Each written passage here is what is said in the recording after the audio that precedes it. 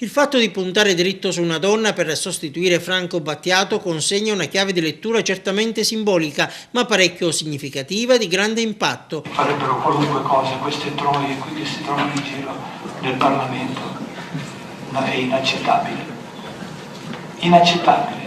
Dovrebbero aprire un casino e farlo pubblico. Il governatore Crocetta è deciso a chiudere definitivamente quella brutta pagina che il cantautore, nelle vesti di assessore in missione istituzionale a Bruxelles, aveva scritto utilizzando parole offensive nei confronti del gentil sesso, poco importa se riferite al presente o al passato, legate al Parlamento nazionale.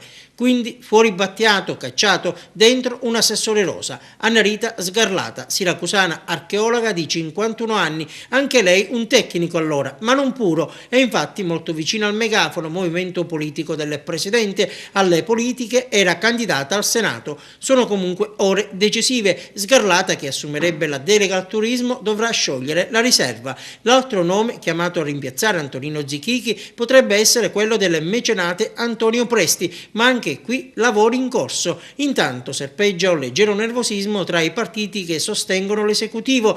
C'è tra gli alleati chi storce il naso, spinge insomma per un azzeramento della giunta e il passaggio ad un profilo politico del governo.